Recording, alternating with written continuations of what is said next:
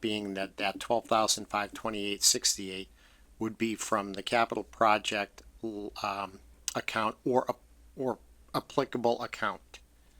In other words, you would simply identify what account it should be applied to or come from, and then so we're provisionally approving it once you identify the proper account For those three For- outline, those three line for items. those three line items. So And so Right, actually so it it- isn't the whole nine. It isn't the whole. Yeah, it is 12,000. It's 12 out of 16.9. So assuming that it's the correct account, we're good to go. If it's not, then they would just Right. need to update those to The the correct proper account accounts. being, but The construction / leads monies. I mean, unless you have separate monies in your building maintenance fund Well- that these are coming from. I think that we're using fund and account interchangeably, and I think for municipal accounting, they're distinct. So we're saying it's coming out of the capital project fund, but then the account is more like the description, what the expenses are. I'm a GAAP accountant, I'm not a municipal accountant, but I think we're confusing those two items. But I think it would be helpful to get some clarification on that, but to me, that the way that I read it is that the fund is the capital fund, and I think that seems like it's appropriate, but confirmation would be great. But then it's just more of kind of a description of what the actual item Yeah, is. I think you've answered that for me. That's exactly what it is. Yep. It's like, well, what category does this fall in? Yes. Yep. Yep. Yeah, this falls under library periodicals or library communications or And it's a gift little supplies. confusing because when you hear account, like, so I hear GL account, like when I see account, but I could understand like it's like a bank account, but it's not. Yeah. Like our fund is like kind of the bank account, and then the account is like the GL. Yeah, that was really my whole point to bringing this up. And thank you for spending time on that to look Yeah, at it no in greater detail because it really wasn't, it would be nice to know if the capital project is that leads money account. Right, I Yeah, think that's yeah, I the think- bottom line. That's yes. the real Yeah, question. but my question was more what you addressed, so thank you. So is that 300? Is that more the umbrella? It is. I mean, if description? you look at the line item down below, the Right. account number starts with 300. So Okay. that's like that bigger bucket. Interesting. Oh, okay, gotcha. All right. So we don't. Yeah. So in other words, we're not required to mention the account number, and therefore it's not fatal to omit the account number. So I guess are we saying then that we could simply proceed with the motion as the other ones were worded? I guess I similarly. mean, I still have the question is what 300 capital project is, right? Because if that's just the capital portion of this annual budget, that's different than the leads money in construction account. All right. And so then would you then have otherwise, if you knew what exact monies it was, there would be the possibility that you would possibly object to voting in the affirmative, right? Correct. If it was not, I would be proposing to pay for it out of the leads account, leads monies. All right. So are you then, so would you accept the motion then to substitute the term capital project and insert leads monies? Or not? And I'm seeing, yeah, Carrie. if I you mean, could- this is the way that it's worded, so I think if we're not comfortable approving it, I think we should pass it over till next month and Okay. just let Tom have a chance to check into it. But in the meantime, you're approving it to pay, so it might just be like a reclass entry. That's later, what right? kind of what I'm thinking is it's Yeah. just going to be a reclassification of Okay. like moving between the accounts if it's not the leads monies. Okay. Right. Okay. Because, Yep. Okay. Tom's raising his hand. Yes, can I Tom. just raise one thing? Yep. Okay, so, I know that previously, and this is the Renault issue, right? And that had come up here for approval, a vote for approval. And the approval was that it would come from the leads money. Correct. So then I know that when I was telling Eileen where to pay it from, that I said it was the leads. Right. So my assumption is that it came from Yeah, that. I think I mean, most I know likely Eileen did it is. whatever I told her to do, and I'm Yep. fairly confident that I told her to take it from the leads money. So I think that's where. I'm pretty confident it's the same too, but Yeah. I'm not 100% sure. Okay. Okay, so Thank we you. will pass that over for next month. Okay.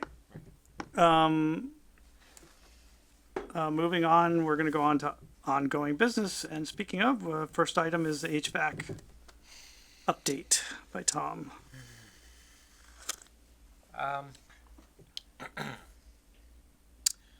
So the historic reading room remains very cold.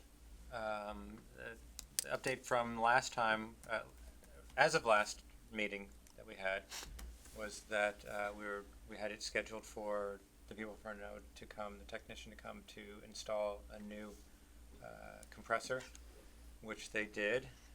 They also sent out a couple other technicians to do preventative maintenance, which is things like changing the filters and such.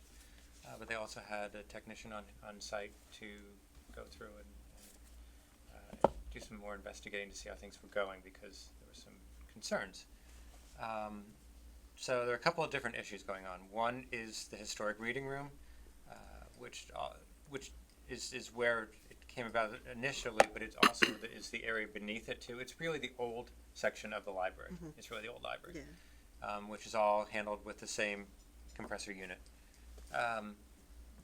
So it's a historic reading room on the main floor. The lower level is the teen area, the maker space, and the gaming room, as well as the teen office, the teen room office. So the new unit was installed, and it didn't improve things the way that we had hoped it would. So the technician from Renault has been back a number of times to look into that, and has discovered a few things. One is that there is a leak in one of the compressors. So I'm not an HVAC person, so that caveat. Where one of the pipes connects, there's you can see the leaking of the antifreeze or whatever they The coolant, technically use. So so we've got an issue with that we have to be looking into. They have decided that it's gone on long enough that we're bringing in the LG people. So there's a local representative, and their LG units. The whole system is LG, and so they have sent some data to them for them to look over and see what's going on. And we are planning on having somebody on site from LG to take a look at the system to see if they can suggest why this might be happening. They also suggested that there was some concern on their part that the units in the historic reading room primarily were not large enough to heat the room. So they are curious about that. They just want to find out. One idea was, do we switch to larger units in there? So Renault is going to be going over basically the entire system for the library to try to find out what areas are causing malfunctioning, and whether we need to take additional steps to rectify those. So like the concern is, like, if the units are not sufficiently large enough to be heating the room, they're running all the time, and so that's putting excess strain on them, and that's burning them out. So we're trying to figure that out. So I'm working with Renault about all that. While they were there, they also discovered that another unit, there's another section where there are two units, and one of them has malfunctioned, and it's the units that control the heating for the community room and for the children's programming room. So those rooms are also quite cold. So much so that this week we've had to cancel two children's programs, because with the extreme cold snap this week, and the heating system not working up to what it should be, myself and the department head for the children's room didn't feel comfortable bringing in the littlest ones So the toddlers and the preschool, I believe. So, you know, I was just at the library and the Zumba class was going on fine. And when you have 30 adults in the room doing aerobics, They're doing Zumba? it That's doesn't feel great. that bad. Yeah. But having little ones in on the floor, you know, they can't, their little bodies can't regulate the temperature as well. So we felt that we had to hold off on that. So so the update is that it's an ongoing issue, and that I'm working with Renault to try to determine what steps need to be taken beyond just a replacement of the units, because as you've seen from the warrants, that adds up, and so we don't want to just keep patching it. We want to figure out what we can do to actually potentially get it fixed.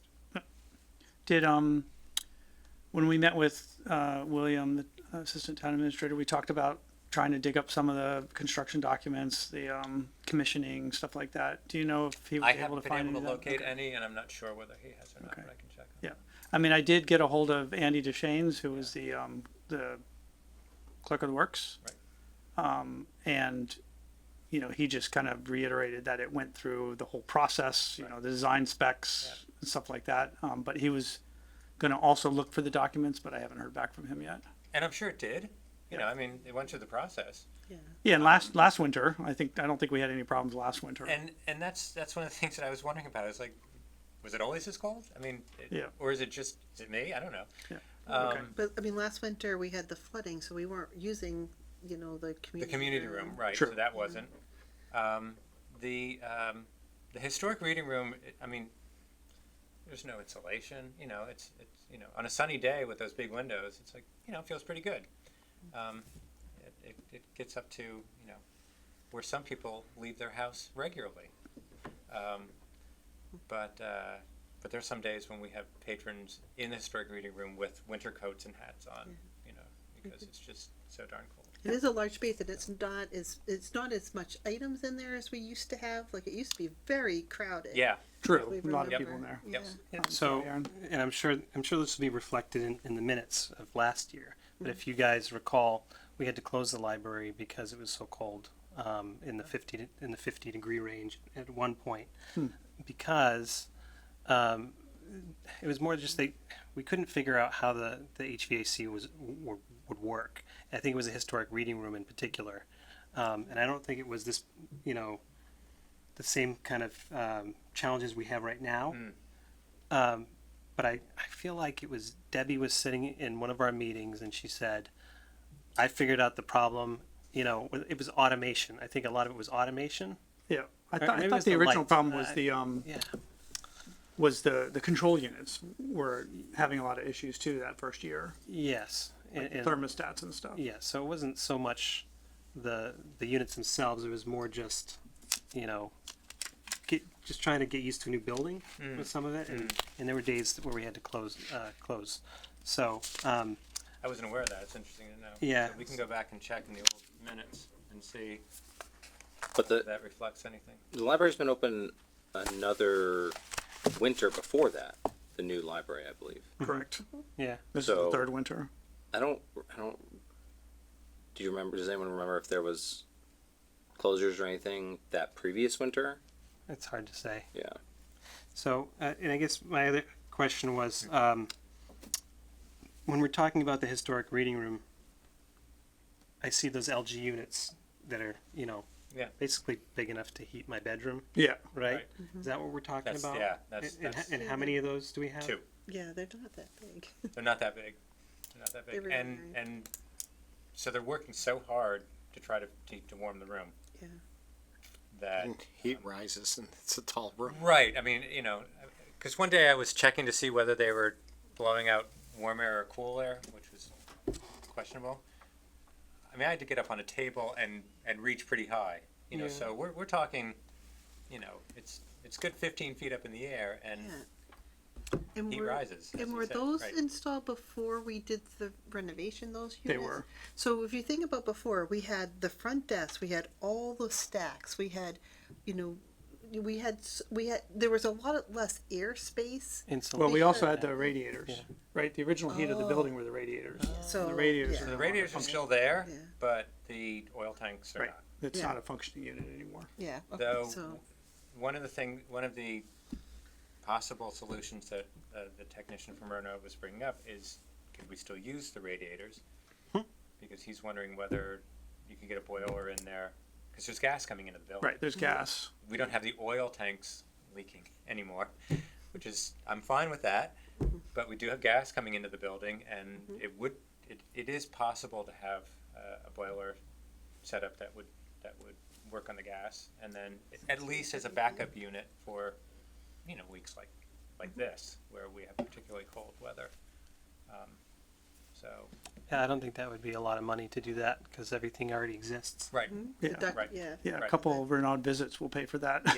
yeah. Well, Yeah. that's it, right? And so, the amount of money that we spent replacing these units, which again are all under warranty, which is great, but the labor. the labor is Yeah. It doesn't necessarily solve the community room and the children's programming room issue. no, and I But- I don't see the community room and the children's programming room as chronic, which I do with the Yep. historic reading room and the teen room. Yep. Okay.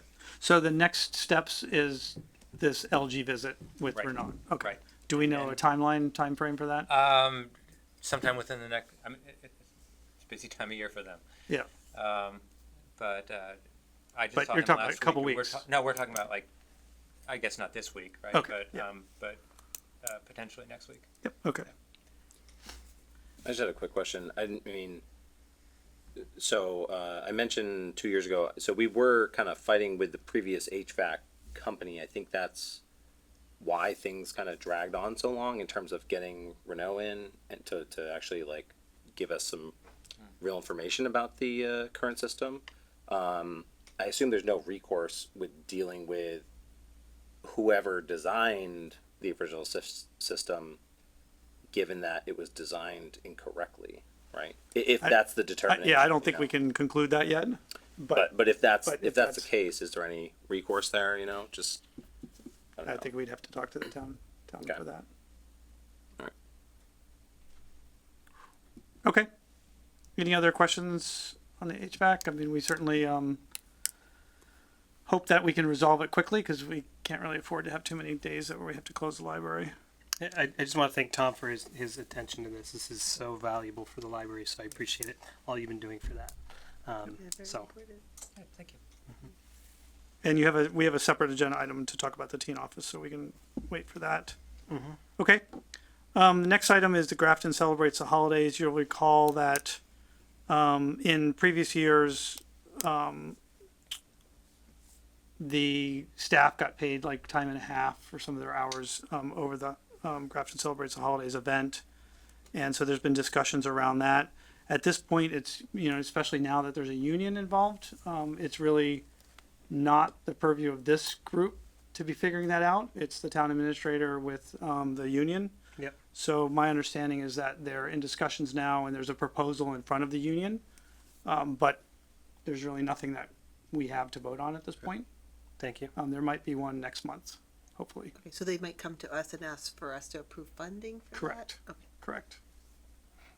Okay. Very good. Any questions on that? So does that funding, where would that money come from if we have to approve it then? If it would be from us, it would be from state aid, most likely. And we can pay wages from state aid? Okay. Correct. Yep. Right. Correct. Oh, that's good news. I don't think it's not the funding source that's the issue right now. It's just working through the agreements with the union. Gotcha. Okay. Yep. Okay. Next is the teen office with Tom. Not a lot to report on that. That isn't already part of what I was talking about before with the HVAC system, because that's a large portion of it. But the issue is that the teen room is part of the unit that's not working, and so the whole area is kind of cold. But the teen office is particularly brutal, and to the point of, some days not even being in the 50s. I mean, there have been mornings when the department head for the teen room has come in and it's been like 48 in the office. So there is a very small vent that's coming in that's supplying what little heat is coming in. Now again, it's not really working that well. It's not working even as well as it had been designed to because of the other issues. But even when it is working well, it's not really sufficient. I did get approval, and we did purchase a space heater for that room. It's not very large, so I mean that's one good thing. But there has been some talk of we really need to look into other options for is there something else that can be done? And it's also one of the things I'm working with Renault about because I mean they have a better idea of you could just part of it I believe is that you need an You need a exhale, return. Yeah. a return, right? It has a small vent going in, Right. but when the door's closed, right, there's nowhere for that air to go except maybe under the door. So even if there was heat blowing in, it wouldn't be going in because there's no way to go out. So there's no return. So that would be one option is to put Right. some type of return in it. But even with that, it might not be enough generated heat. But it's hard to know, like Tom said. Hard to know. So you know. again, that's why I'm turning to Renault and seeing what they recommend in that. So I know last meeting we talked about you guys were going to purchase a better space heater because she had just brought one from home. She And had I know that brought was purchased. How's that coming? We got one, Yeah. and it's definitely better. Actually, we went ahead and purchased one for the children's programming room as well. Yeah. Just So short term, is that office better, or is she still having? I mean, obviously she's not going to leave that on overnight, so she's going Right. to come in the morning. It's Right. still going to be cold. exactly. It's a temporary fix. Yeah. Okay. It's a and the children's programming room as well. I mean that's fine, but we can't have that on when the programs are going on because Yeah. you don't want to have It's a little, a space heater on with Yeah. the little kids. So they are kind of stopgaps, but improving things slightly. But I do think it's going to be a larger discussion as to if there's a way to get like a return out of the room to improve the efficiency of the heat. Yeah. I mean, worst case. I don't know if it's worst case or best case, but if we need a boiler Yeah. or some additional sizing of the units, we're going to have to figure out. The town and the board will have to figure out where those monies are going to come from. Right. The thinking for me would be instead of paying these, I'll say little, though I don't really mean little amounts that we're doing each, couple of months that we're, that replacing units, with the one that will be done in January, which will hopefully fix the children's programming room and the community room. That will be from like August through February. That's like $24,000. So if we're doing that every 6 months, I would rather, or perhaps it would be better to look at something a little larger, Yeah. project-wise, Fix. than this continual chipping away. Yep. Especially because the way we're doing it right now includes the frustrations, Right. right? Yeah. So And not being able to use the room. not being able to use the room, it's frustrating for the patrons. It's frustrating for the staff. We hate doing things like canceling programs. So it would perhaps it would be better spent to put out a larger amount to get a building that's going to be consistently warm. Yeah, so yeah, obviously we're all hoping that between LG coming on site and Renaud I'm working hopeful with for them, that. that Yep. we'll have a much more clarity in a couple weeks. Yeah. Yep, Aaron? So, does the town have a vendor who could advise on getting a boiler set up in the building? I'm not sure, but I would think that could go through Renault still.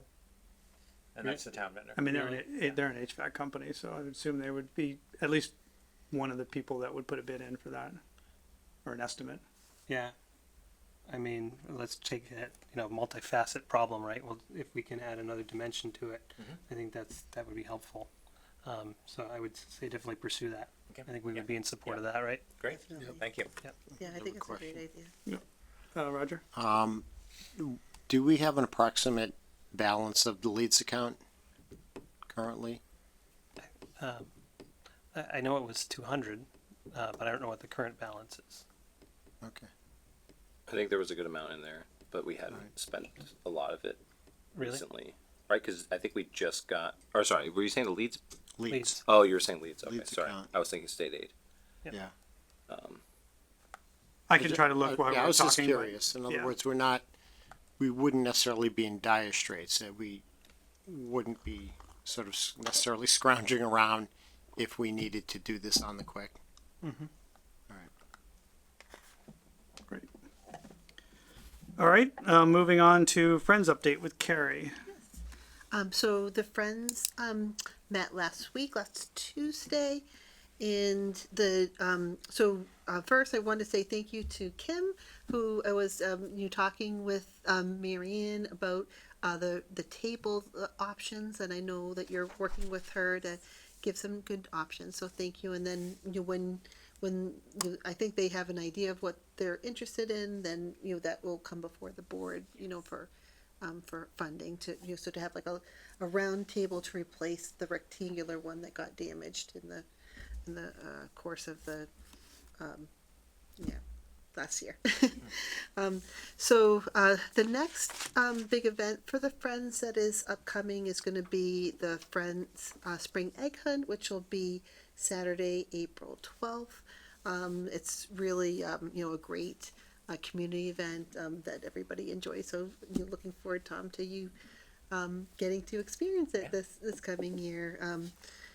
We have usually about 200 children and their families that come, and there's 2 hunts, so we have that to look forward to. And I think that's about it for the Friends. And the next meeting is Yep, so the next meeting, they're always on Tuesdays at 7:30, so the next one I believe is on the 11th, but let me just double check, actually maybe it's the 18th.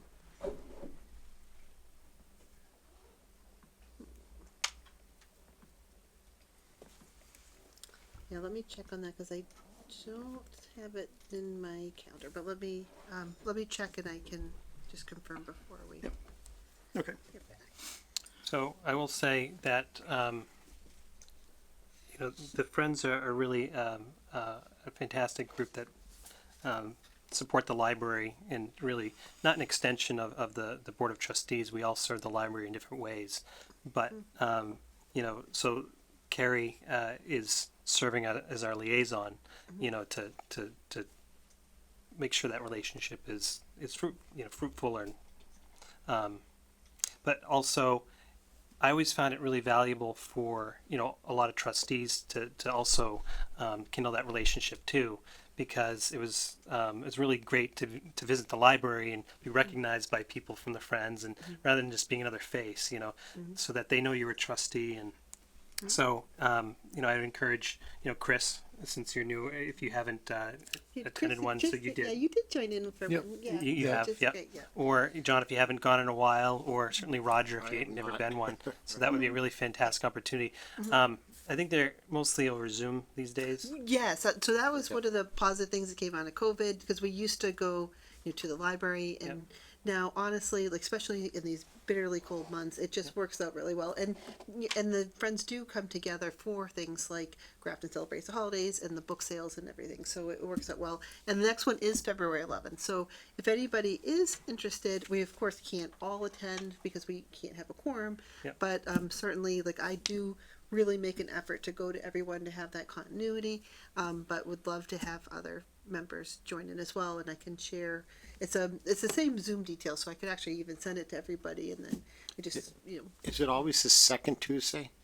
Yes, it's the second Tuesday, yes.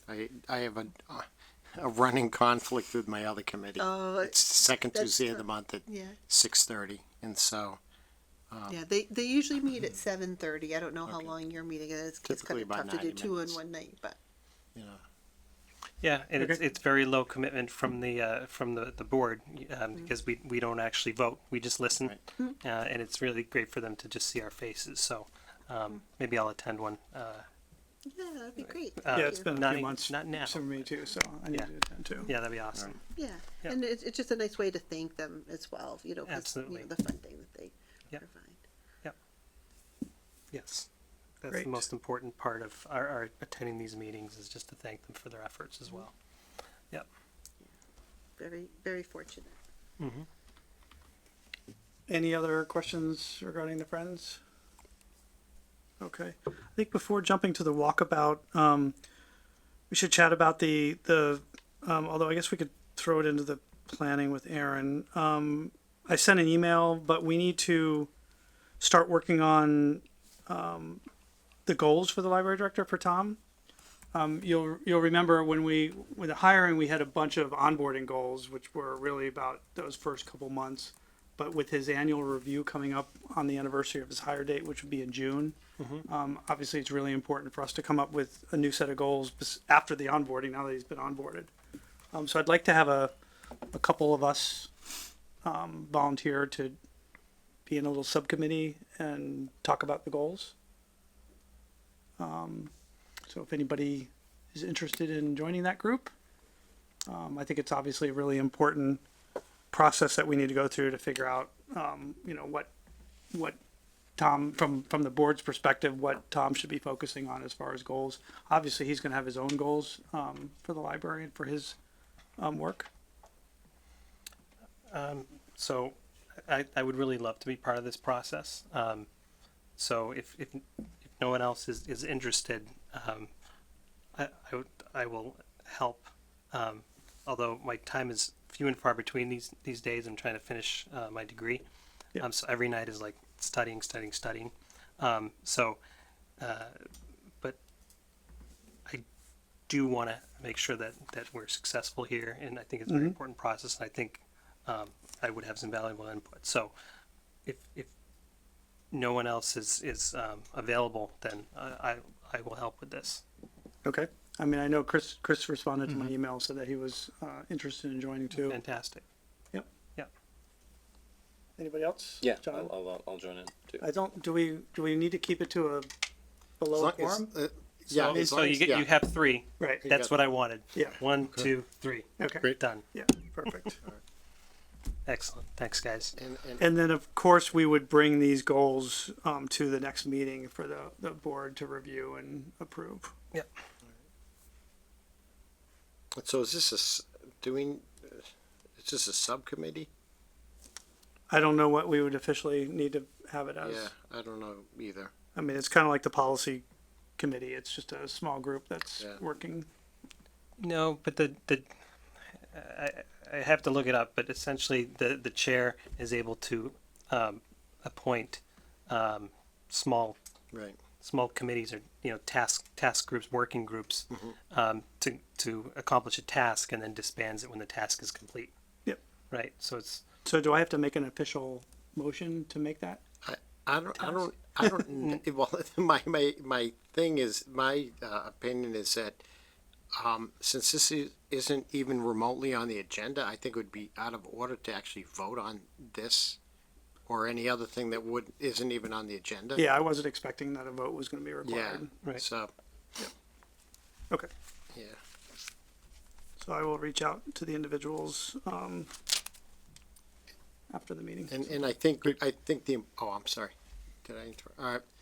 I think the important thing about that whole quorum and serial conversation is just to be cautious that you as chair are not on the sort of periphery of serial discussions. Because that could easily Right. happen. You could unwittingly be going back and forth and having these serial discussions where in a group that's already just one shy of a quorum, that's all. Yep. So, Okay. Next will be new business. Aaron with the strategic plan. So I haven't done a lot on this, but I did reach out to it took me a while to find it, but Doug and I had been communicating back in 2023 about somebody who had worked with some other libraries. She had really good references, and she has a consulting firm called Stander for Consulting. And I can certainly send you guys the website and take a look at it.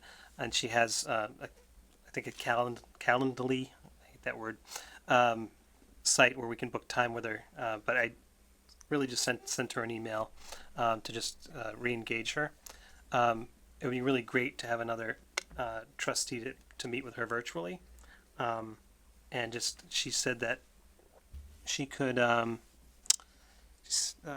just read you what she wrote. Hi, Aaron. Donna Richards from Pollard Memorial Library in Lowell passed along your contact information and said that you were looking for a strategic planning consultant. I worked with PML a few years ago. Also worked with several other libraries in the region, most recently Hollis, New Hampshire Library. I'd be happy to get together, describe my strategic planning process, and or provide your proposal. So I'd love to have her talk about her strategic planning process, and it would be great to have another trustee, present as well. I don't know, Carrie, if you have any availability, I'd love to have you along, because I know you were involved in strategic planning a few years ago, right? We had started it off. I wasn't a trustee at the time, but I was Yeah. participating in the Yeah. sessions. But yeah, sure, I'd be happy to. Okay, great. So if she reaches back out, then I'll connect with you. Okay, terrific. Can you find the previous strategic plan and just share it with the trustees, especially for the newer ones? It's right there on the website. It is on their website. Yeah. Okay. So I would encourage, Chris and anyone else that hasn't seen it to go through and look at that last one, just to get an idea of what it is. Is that a PDF or Google Doc? Is it? Good Is question. You have to log into Gmail or something to get access that? No, I think it just sits on the library's website. Okay.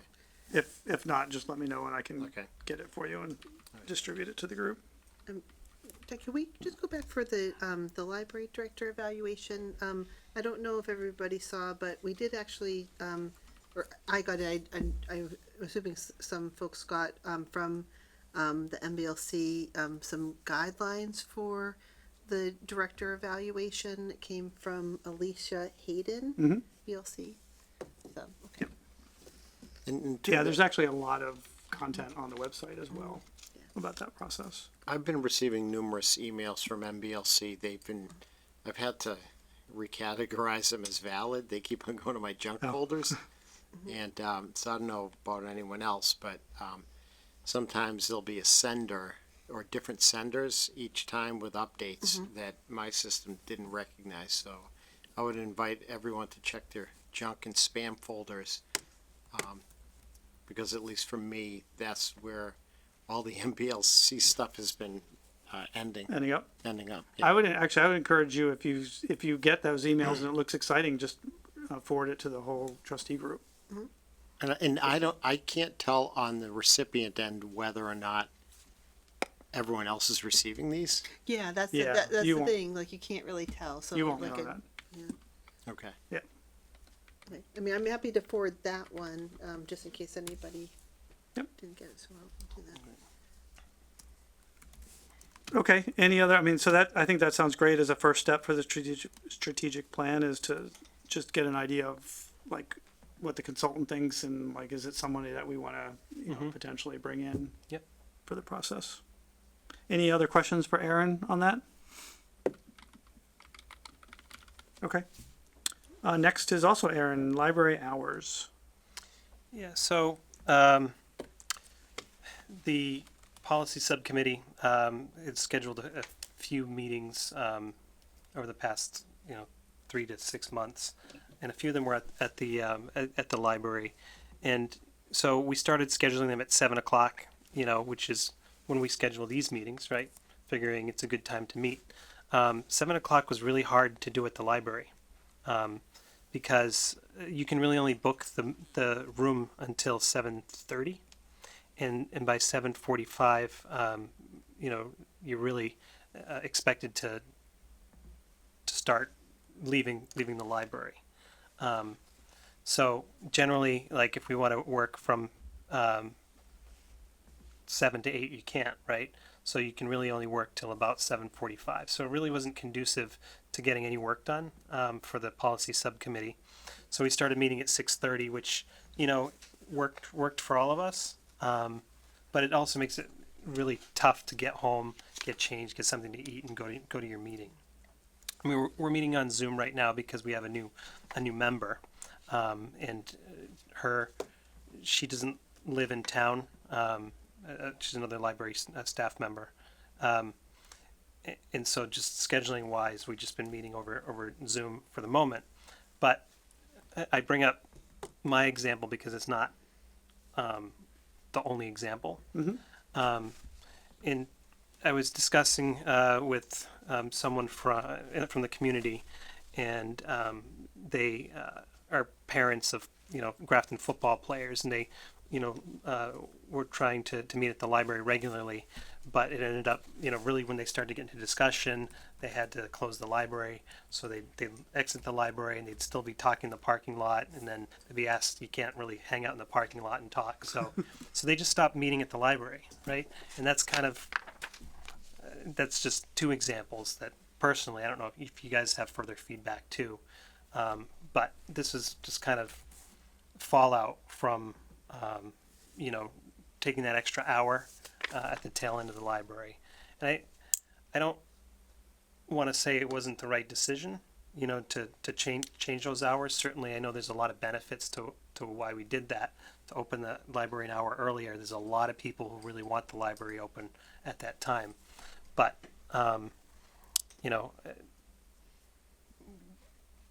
meeting rooms are kind of a big part of why we redesigned the library. And certainly, I'm sure the meeting rooms are getting a lot of use during the day and maybe in the early evening hours, for students. But I think adults aren't being served properly by that extra hour. So, love to hear some additional thoughts. Do we have, Tom, what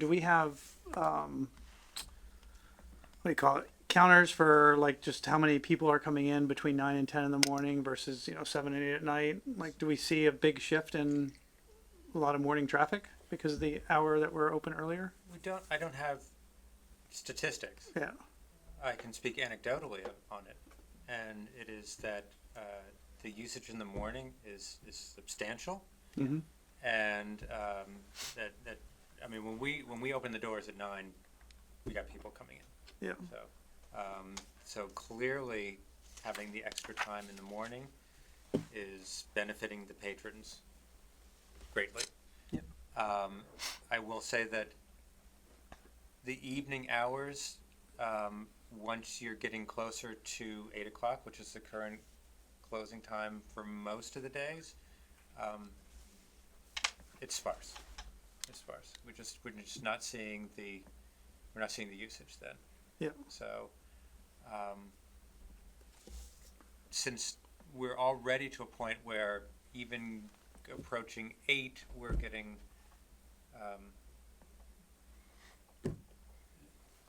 low numbers. Then I can't see the benefit of keeping it till another hour beyond that when we're already pretty sparse. Yeah. Right. So if I could just speak to that, that's exactly what we're seeing when we decided to change it, anyways. Right. So I don't think it's an attendance question. It's more just people aren't going to meet at the library in the evening because of that extra hour. It's not conducive to meet at the library in the evening as it previously was in the past, or maybe we never could meet at the library because we have meeting rooms, right? So unless we decide to make an adjustment, right, I don't think we're ever going to see that usage, and maybe it's not important to the community. Right. It certainly was to a few people, right? And to me, I think you and I were Well, often there after 8 o'clock. I think we all used it. that's all. So I'm sorry, this is very important, important discussion for me, so I'm going to try to collect my thoughts, because one of the feedback we get from the staff is that we don't see trustees at the library anymore. Yeah. That was my prime time at the library. I was there several days out of the week, you know, because I've been doing my MBA, studying, can't do that at the library anymore, right? So, Yeah, I mean, obviously, if you're in a normal workday, you're not gonna be at the library during the normal workday. It's Correct. only gonna be in the evening. yeah, and so the only day that I can use the library is a Saturday. Yeah. You know, so And it's a little bit of a, I don't know if chicken egg is the right word, but Yeah. if you can't have meetings at 7, then you're not gonna be going to the library, and it's gonna look like it's not an active time, but that's just because people can't use it. Yeah. correct. Yeah, that's- yeah. You know, so certainly having, I mean, okay, so say we have the meeting at 6:30, you know, and say most people meet at 6:30, then really the only time those you can ever really meet at the library in the evening is 6:30 to 7:30, right? So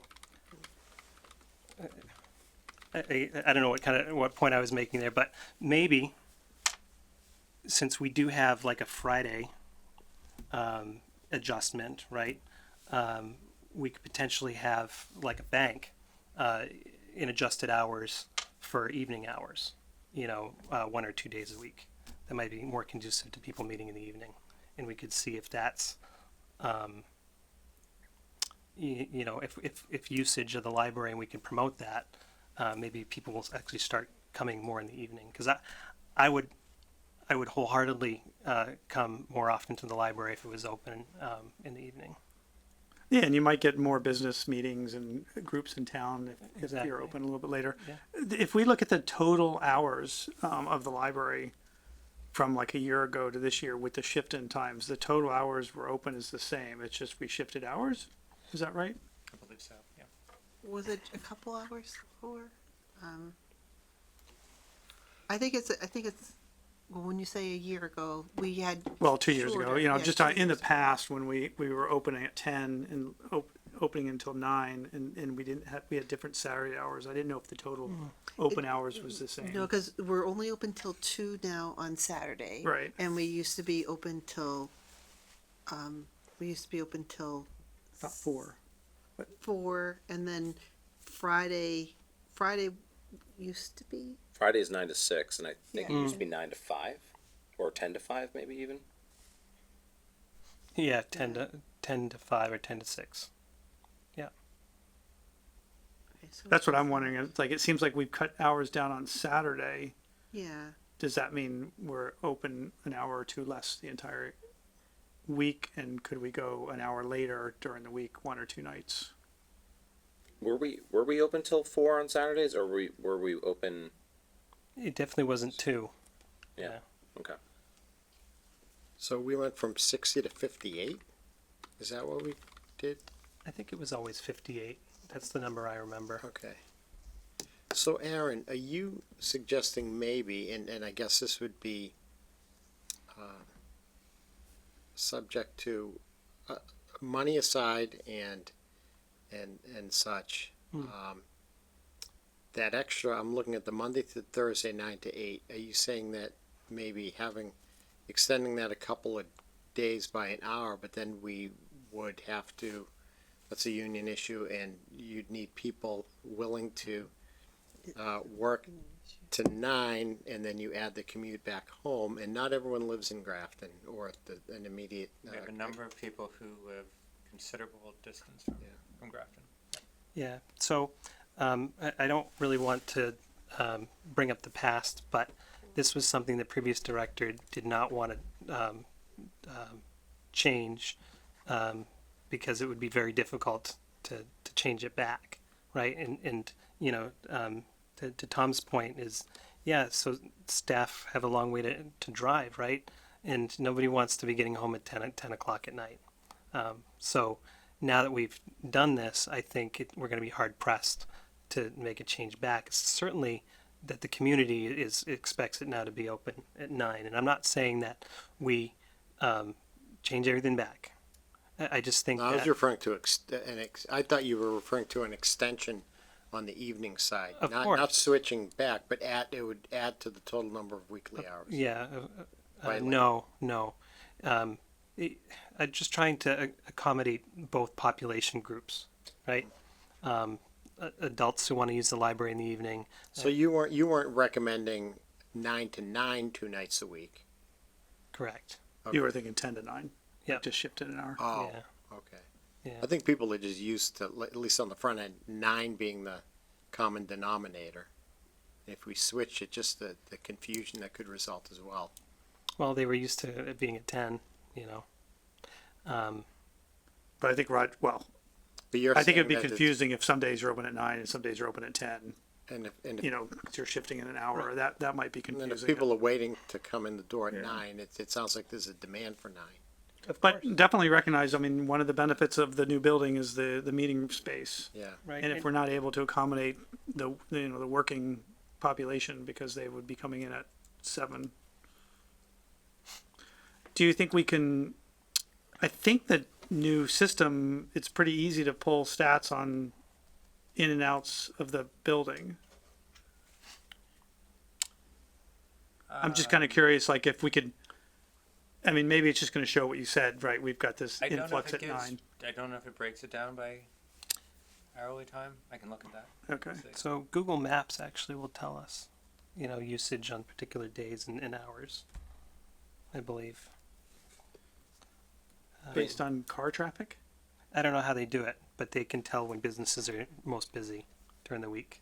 Historic data, maybe car traffic. Yeah, I've seen that with restaurants and stuff, but yeah. I've seen it for the library. So for reference, I just looked at like the archive thing, the Wayback Machine from the Internet Archive. It was 10 to 9 from Monday through Thursday, and then it was 10 to 6 on both Friday and Saturday. That, yeah, so that we're a little bit higher total number of hours, right? Yeah, that would be Yeah, because we 16. with the new hours we gained an hour on Friday, but we lost. So it was plus 3 4. hours on Was it 62 hours versus 58? You saying it was plus 4? I think it was. Sorry. So it was 10 to 6 on Fridays, It and was now it's 60 hours. 9 to 6. So we gained an hour, and then That's the only day that gained an hour. yeah, and then Saturday was 10 to 6. It's now 9 to 2, I think, right? So that's 3 hour, lost 3 hours. It's 60 hours versus 58 now. Yeah, so So it's only, This two, is it's what I 2, mean. that's what I said Yeah. before. Yeah, It's yeah. so. 2 hours. I mean, less. it's summer hours, and you know, because we kind of, I think we kind of called this winter hours. Yeah. So is this something where we could potentially either switch it back in the summer or add on those extra hours in the summer? Just an idea. I don't know if you're having like types of meetings that people have like throughout the year, like things like the policy subcommittee, that I think there might be some groups that only meet in the summer, but there's not going to be, you need Yeah. someplace reliable to. yeah, if you're it's gonna- not just meeting rooms, but I think it would really benefit the community. Certainly to have one late day of the week, you know, when people can meet or browse the collection. Even if it's not well attended, I still think it's a nice thing to offer the community, because people are feeling swept out, when they just get there. I eat dinner and then I show up between 7:30 and then it's time to go. Do you think this is worth a like a poll, community poll, like a questionnaire on the website? I mean, you could. We tried that. We had. I think the data was split. We had 300 respondents and 150 people said, early okay. hours, and 150 said late hours. Yeah. So we went with what the data said. They felt early hours. There is usage on Google Maps. It looks like Thursdays are the busiest day of the week for the library. Is that true? That's what Google says. Between 6 and 6. What do you think, Tom? I'd hate to 6 argue to with 7. Google. So Yeah, 6 to 7, 7 to 8, and Yeah, that would be the day that, if we were gonna add 1 hour someplace, I would say Thursday night would be the, Yeah, Wednesday, Thursday are typically when you see some businesses open late. Yeah. I mean, is this something where maybe we can take a look at the statistics for the days of the week to confirm that Thursday would be the best day, and then maybe come back next month and Yeah, I think Tom would have to do a staffing assessment to see like how hard is it going to be just to add a single hour to the schedule. Well, From a staff to also shift, right? Would you shift an hour? I wouldn't want to add hours. That would be tricky To because we're already pretty short-staffed, yeah. and the staff is already taxed. So the current Extensively? 58 Currently? hours is with everybody working their full shifts. Right.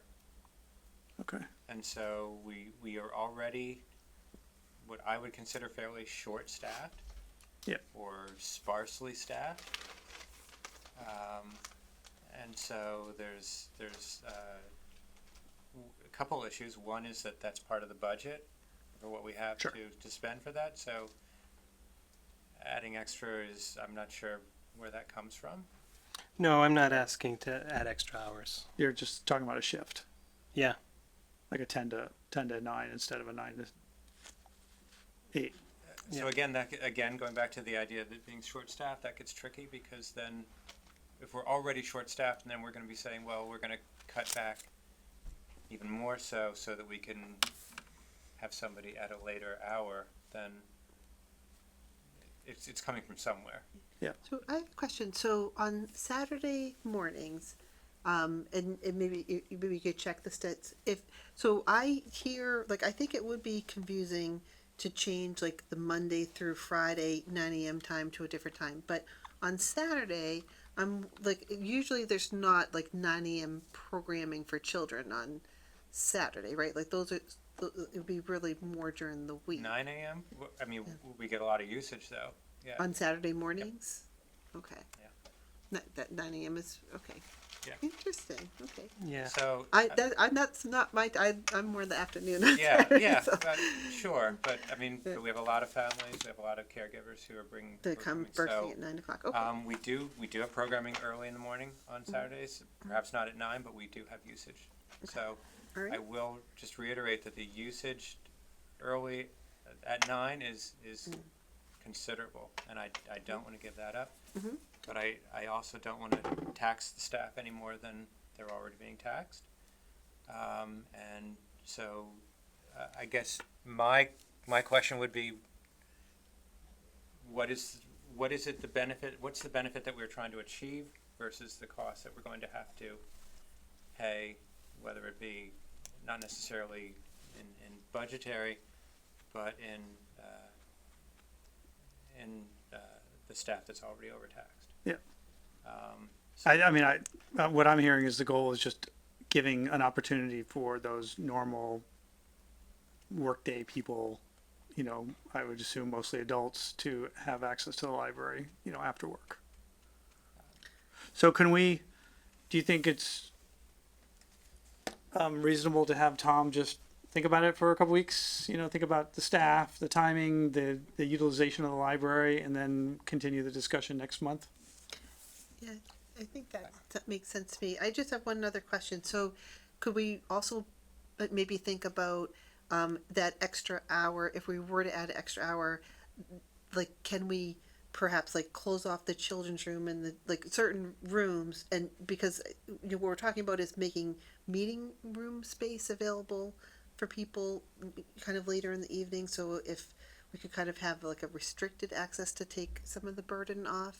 Like the children's room's closed at 8. Yeah. But In the rest of the fact, that library's used to open. happen at the old library, did. 100%. It did. The children's room always closed earlier than the rest. It wasn't an hour, but it was definitely 15 minutes to a half an hour at least. Absolutely. I remember the sign on the door.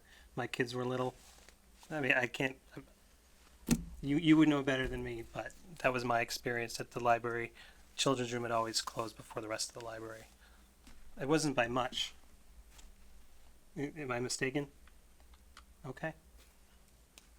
I mean, I wouldn't see any issue with the children's room closing an hour early so that the rest of the library, I don't know what the precedence is at other libraries.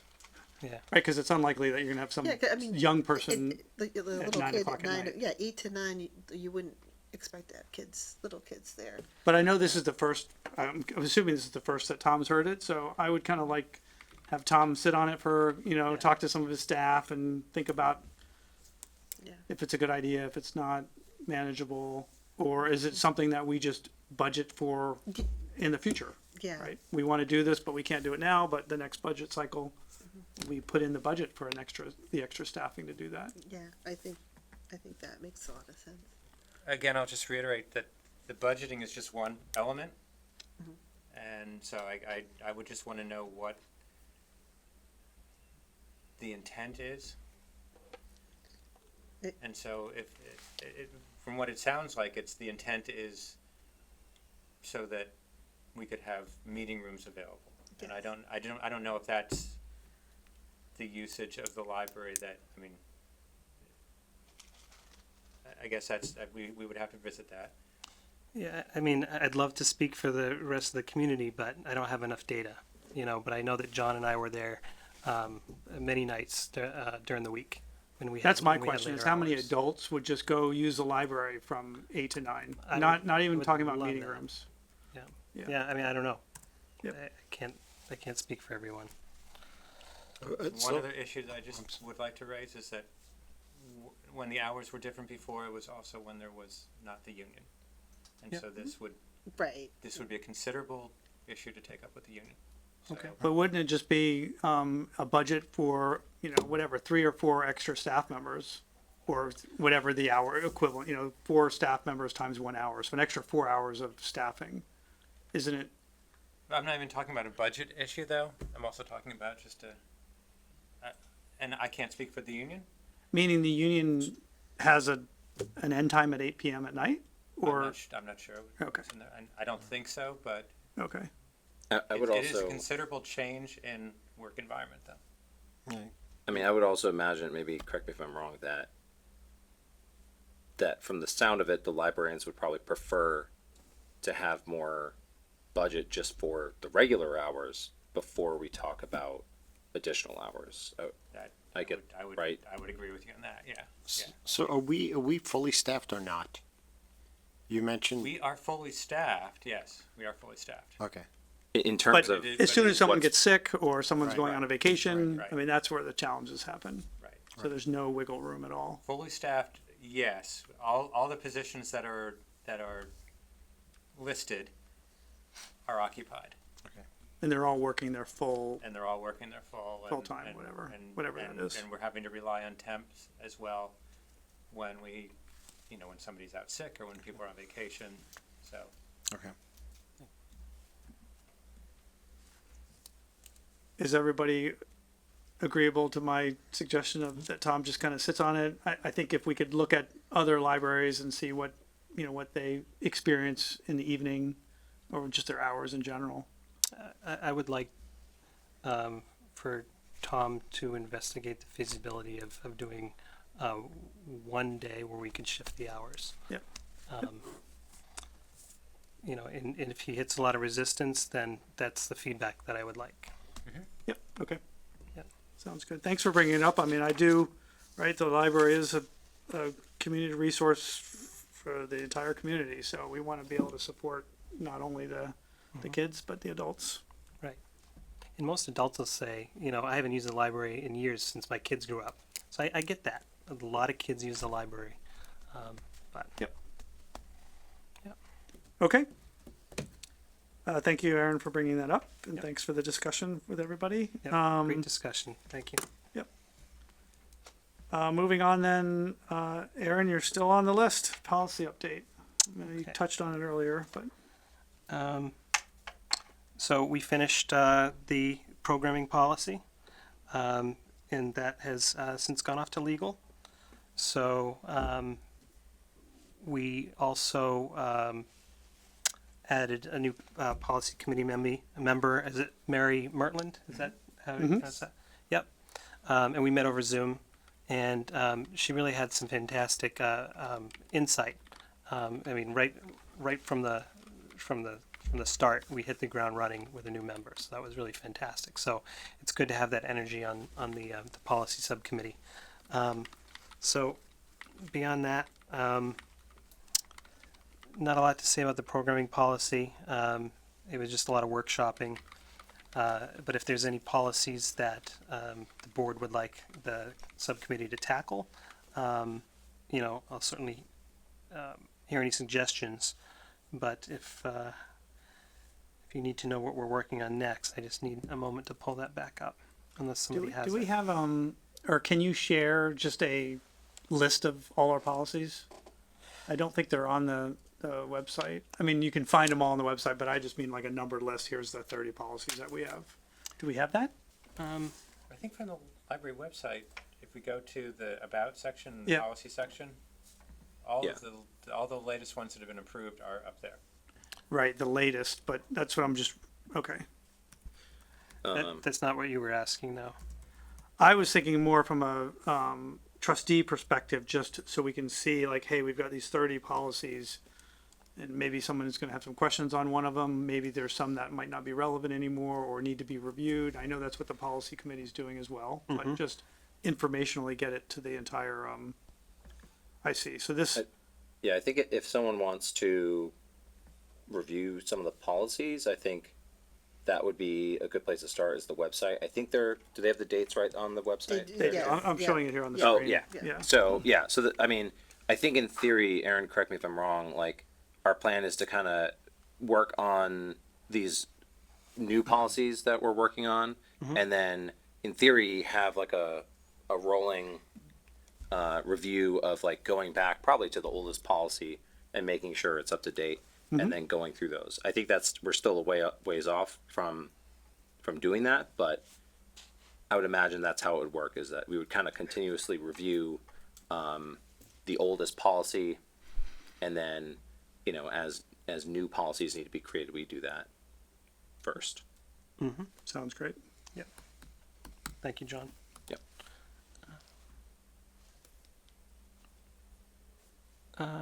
Okay. Can't find our agenda to tell you what we're working on next. Do either of you have it, Kim or John?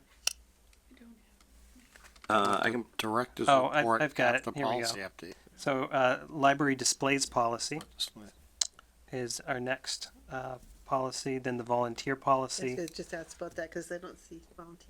Yeah, volunteer policy, and then material selection policy. So I believe those have all been written and are in draft form.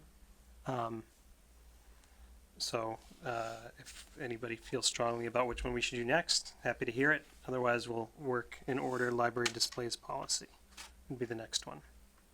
Okay. All right. I personally just think the displays one is pretty interesting because it involves like the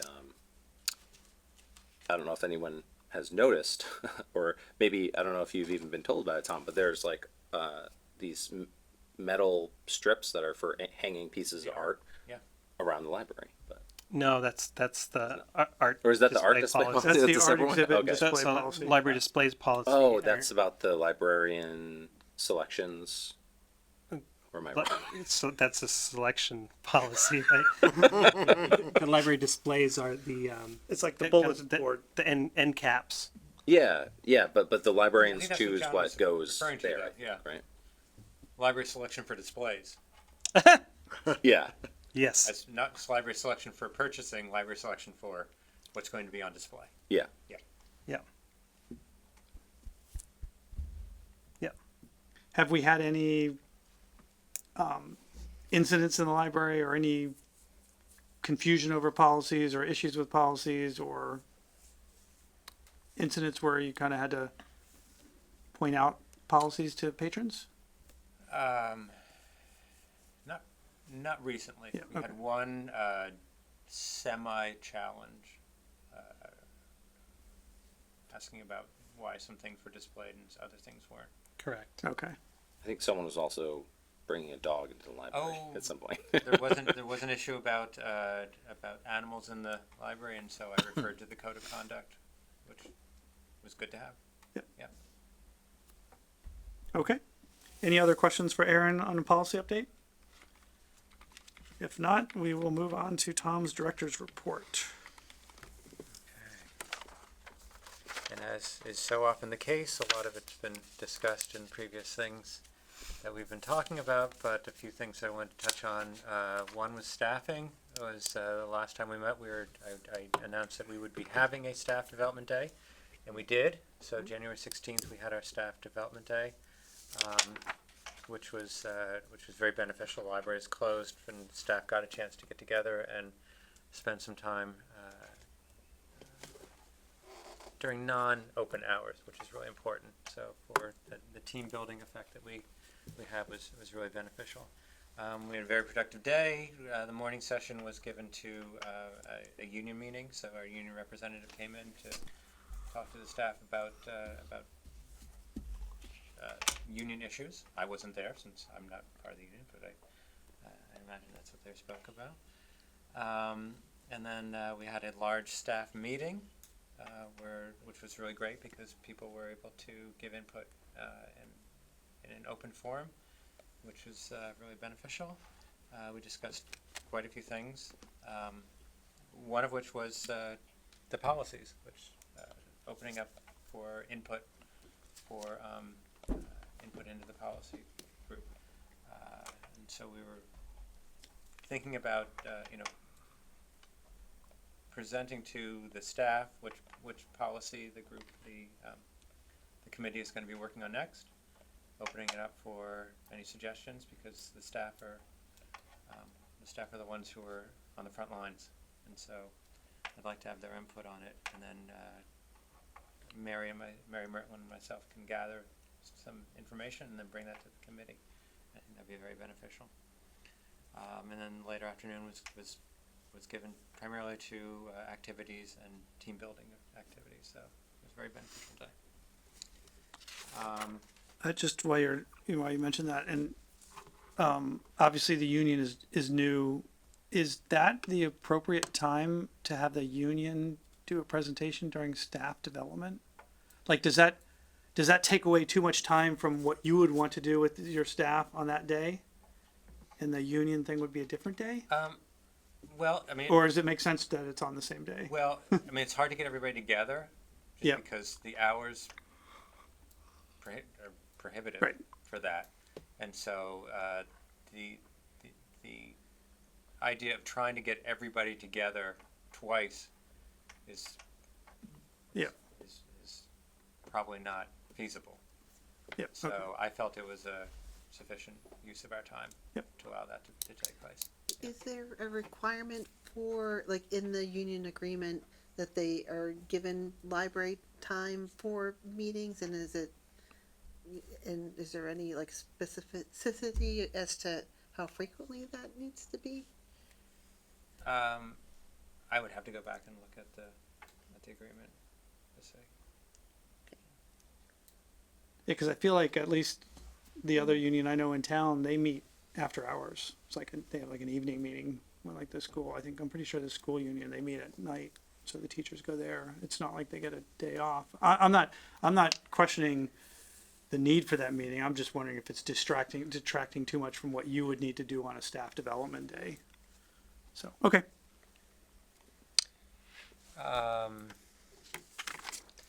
The HVAC system, we had talked about that. The children's room, again, the children's programming room, we had some issues with the programming because of the ongoing heat issues, but as I've discussed, we're working on those.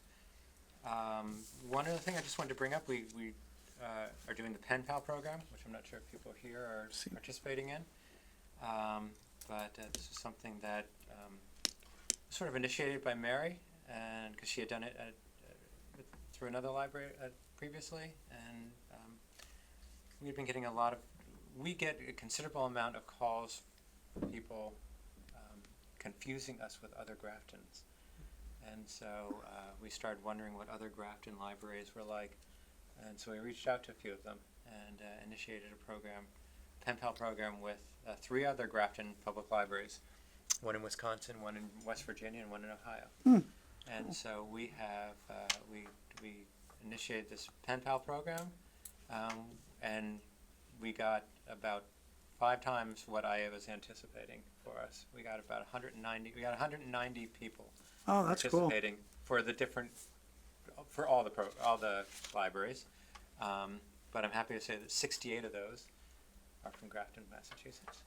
So we've come through, and so the idea is that I believe it's 6 times between now and April. People will be bringing in their letters to send off to their to the pen pals and other Graftons, and receiving letters from them. It's been a great program. Gotten wonderful response, and the community is very excited about it.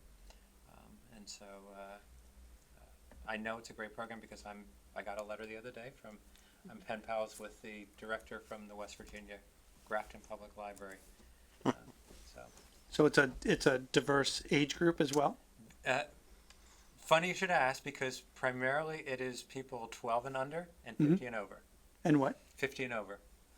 Yeah, just how it worked out. We looked at the numbers and realized that it was primarily younger people and primarily not younger people like me. That's great. That sounds neat. I don't think we've done that before, have we? Has the Grafton done that before? No, it was a great idea. Yeah, it's a good idea. So thank Mary for us. Yeah. Yeah. Something we hope to continue and build upon. And I'm wondering if Grafton, Vermont may be too small to have its own library. I think it's only 600. I'm not sure. I Resident- think there's a Grafton, New Hampshire as well. Is there? We looked around to see. Initially, we were just doing it with Wisconsin, but we were concerned that if it was only 2 libraries and one of them had a considerable better response than the other one did, that we would end up not being able to provide pen pals for everybody. I think it's a neat program. So we were looking around to see. We wanted to be a little diverse. So. We wanted people to learn about Wisconsin, West Virginia, or Ohio. So it's been people have really responded to it, and been very That's creative great. with some of the. They're not just postcards. Mhm.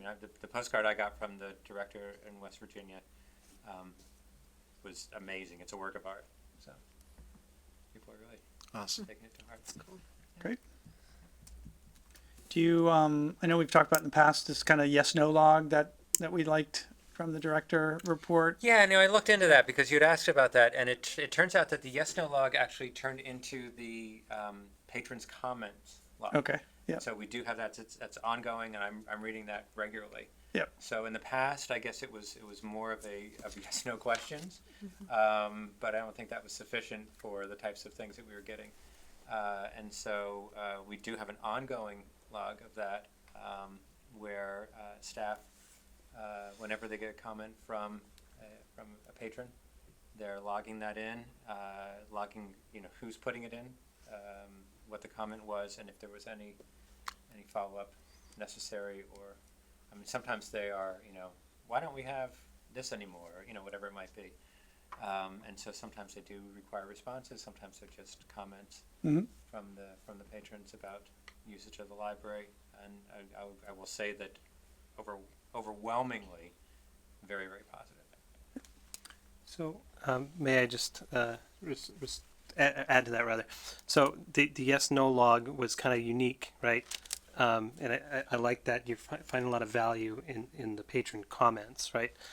But the yes/no log was interesting because you would say, no, we don't have that, or no, we can't do that, or no, we can't do this or that, right? Or you find alternatives. But the no log was a source of needs of the community, right? So if you were wondering what the community wanted, you just go to the no log, and you could find sources of things that you need. No, we don't have that. Oh, so a lot of people are asking for this, so we should, So as long as you're still finding that same value out of the comment log, I think that's good. And the yes log, we just love to hear the wonderful job that our staff is doing at the library and what they're able to provide, service wise and for the patrons. But then I thought the no log and maybe feedback certainly from the staff, on that format, or if this format kind of serves the purpose better. But that was my impression. So I don't think we've lost that. Yeah. Because we still have comments, you know, as I said, you know, why don't you have any books about whatever? Yeah. And then the staff member will, you know, do some research into what is available, and then I'm seeing that, and we are then using that data to identify gaps in our collection. Yeah. Or resources in whatever So it's manner. it's a lot more actionable, right? It seems to be Yep. more actionable. Yep. Good. And I would encourage you to put some of that in your director's report, because I think the trustees, The comments? we like Sure. seeing both the yays, yes and Sure. no's, Sure. You know the comments, what? just to get an idea of For next month's director's report, I Yeah, will make sure just that we a couple highlights or whatever. Yep. When the children's room reopened, I did bring some of those, Mhm. which were easy to share because they were just so darn They positive. were all positive. And just a question, so, are you gonna send the director's report this month? Yes, I will, and you weren't here at that point. I apologize. I just was okay. working on some other things, so I didn't get. Well, I apologize that I was late, so thank you. They canceled themselves out. Yeah. Apologies. Our mea culpa was canceled out. So yes, I will be sending the director's report around Okay, tomorrow. thank you. It's Yep. just nice to have it. Sure, you know, sure. back. Yep. I'll request Kim. Kim has been doing such an excellent job keeping us on track with the agendas, and reminding me and reminding the trustees about sending those. Just, you can also remind Tom about the director's report a week in advance. Great. Is there anything else, Tom, then, from the director's That's all I have. report? Okay. So I just have, so two questions. So one, so we talked about the teen room office, and we know that that's an issue. But one other item, and maybe we could put this on for next month, but the teen gaming room flooring. Oh, that's, Oh. we meant to mention that. That did come up actually, so thank you for asking. That was Now we can probably talk part about of the, it. yeah. And this has been an ongoing issue. I guess from what I understand, it was discussed before I was here, so it Absolutely, precedes me. But the department head for the teen room is looking into it. I believe we have the measurements, and she was in touch with flooring company, and so we do have some quotes Terrific. as to what That's that would be. great news. So I don't know if we actually have the quotes yet, Okay. at least from the last email I saw, but Yeah. the teen librarian has been talking to Tom, and we've been talking to William, because if you remember the history from the spring, was the flooring contractor that was doing our flooring was going to do the teen room, but obviously because of Yeah. those problems, Yeah. we didn't pursue that, and then it just kind of got dropped. So they're in the process of getting that quote. Awesome. Then they'll come back to So happy to a hear group for that. funding. Okay. And then the second item was, we had talked a little while ago about staff appreciation and, maybe some input from our staff as to, some items that they might be interested in, like maybe like a hat or a t-shirt or a jacket, or what in general, because we can, kind of look into options, but just to have some general guidelines as far as like what might be most appreciated or needed. If I may, I'm going to defer to Kim because Kim sent out a poll amongst the staff. So you had put together a list of options and to solicit feedback from the staff. And so do you recall what? The majority voted for fleece. For what? fleece, yeah. Fleece. Like a Like a zipper jacket? Yeah. fleece? Okay. Yeah. Oh, That was the wonderful. majority, Okay. So like a like this, like a quarter zip, like a shirt, or more like what he has, like a jacket. That's like a zip down jacket. There was one person that requested a full zip, and everyone else was happy with So it. more of like a fleece shirt than a Yeah. fleece jacket. Yes. Great. Okay. Was there any other like colors or anything else that they just okay. So they're We didn't get into. I didn't get into. okay. So but that's so helpful. So then I can look at maybe a few options and then kind of suggest okay, well maybe have like 2 or 3 options and see what people like. So Okay, Right. all right, Thank you. terrific. Great, thank you. Yeah, and certainly, if, Kim, if you want to research actual specific options, you know, you can do that too, and then come to the board and or even work with Carrie, Yeah. To come that up would with be an helpful ideas. If there's something that, you know, that. like a that you specific think you'd company, a like. vendor, a style, a color, you know, everything. You know, look at different Yeah. pricing, Yep, and. the big yeah. Grafton Library logo, I guess. I don't know. Yeah. Yeah, we definitely want to have Grafton Public Library on there. Yes, Yeah. of course. Okay, Great. wonderful. Thanks for bringing that up too, Carrie. Oh, I'm very happy to hear that there's a sounds like a nice consensus. Okay, so any other questions for Tom on director's report? If not, we have public input. I don't know if that's Cindy, if you have any public input. Did you do the walkabout? Oh, we skipped No, the we skipped that. We didn't go walkabout. back. How did we do that? Thank you. That's the only input I have. Thank you, Cindy.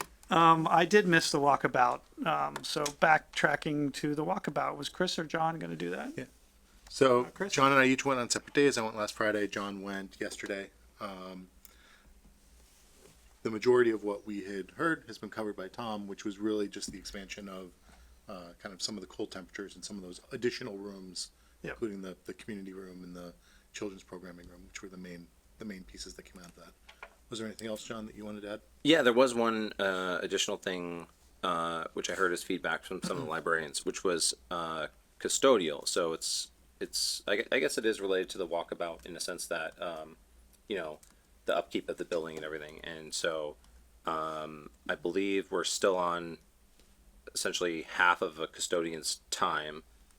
I think the custodian that we have is full time for the town, but he's only half time at the library. So so some of the librarians were asking if we could get a full-time custodian, because I think they were saying that maybe the time they're not at the library, they're at the town hall, and so the town hall, sorry, the municipal center, you know, has much more custodial bandwidth, if you will, versus the library, which have similar footprints.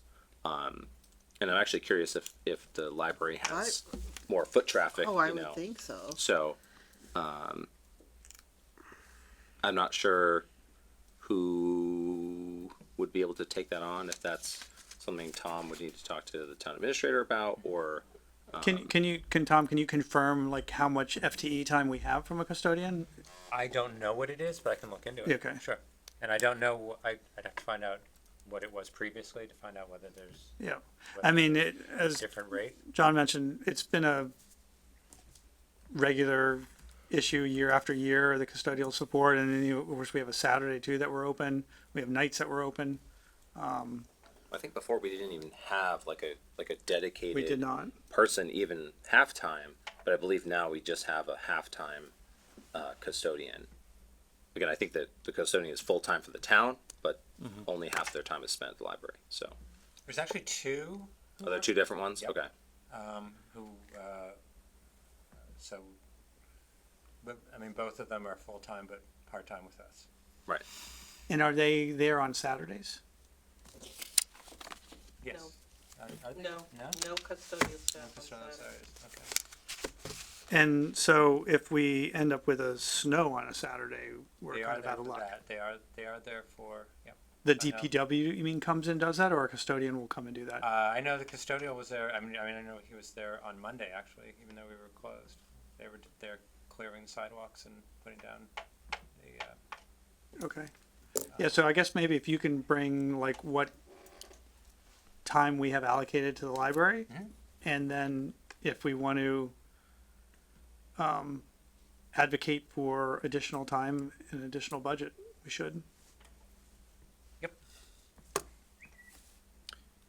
Yeah, and actually related to that, this is the last thing, was just communication with the DPW and opening times and things like that. So, again, not sure if the DPW sends out like progress reports about where they're at in clearing snow, or if we are responsible for, reaching out to them,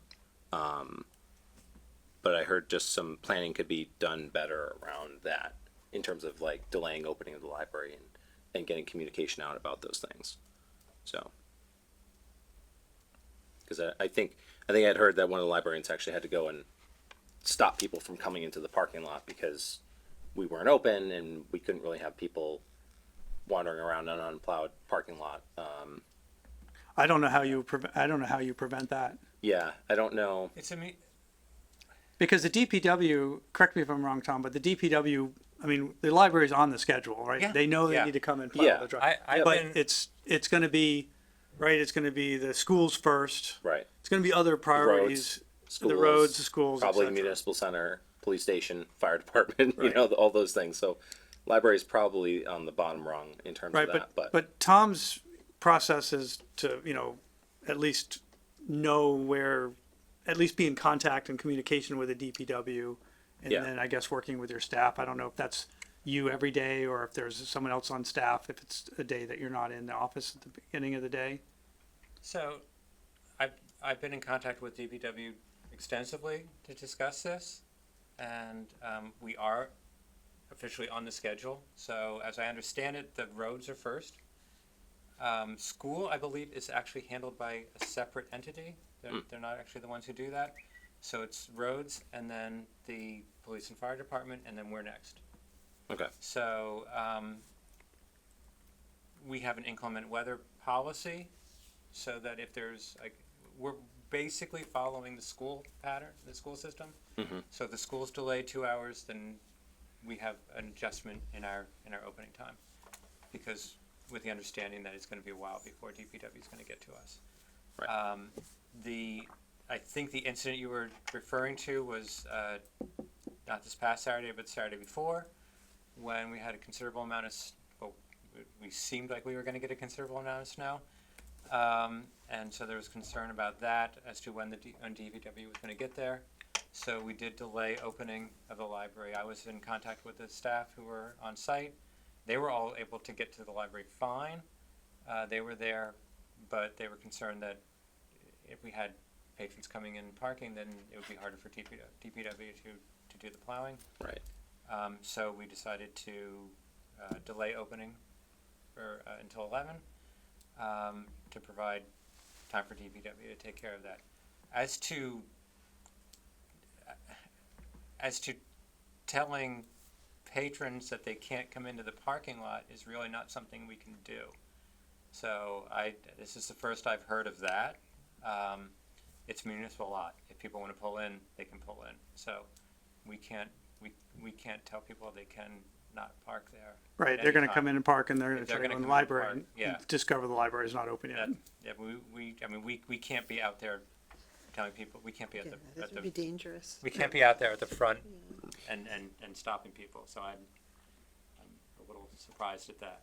Yeah, I don't know what the solution is. I think the concern was just more that, like, again, if patrons were coming in, then they might be blocking the snowplow. If I don't know if they were waiting around for the library to open, I'm not sure. Yeah, I mean, that's kind of unfortunate, but there's not much we can do. It's a municipal lot, so Yeah, I don't see that as a responsibility of the library staff or Tom. right. Okay. Okay, So the maintenance people are responsible for the sidewalks and making sure that all that's clear and safe. DPW is responsible for the lot. and I would just add in the future, let's make sure this is just an agenda item as opposed to, because it's like kind of peripheral to the walkabout. But Yeah, I can sorry, understand that the grounds are part of the walkabout, so it's okay.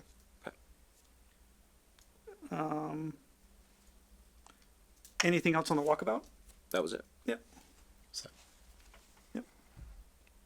Okay. Next up is, I guess that was it. Future meetings, we talked about the Friends was February 11th, second Tuesday of the month, and then the policy subcommittee is meeting on February 5th. So, Mr. Chair, one of the things that isn't in here is old business, and what is the status of the 2024 report for the annual town report? Oh, that was on my list too. Have you tried to tackle that. Yep, I know so, they want it by the 28th, but Yeah, so the, right, the board has a section in the annual report, for the Board of Library Trustees. In the past, it's typically the chair. Roger, of course, did the last one. Is that something that this board approves?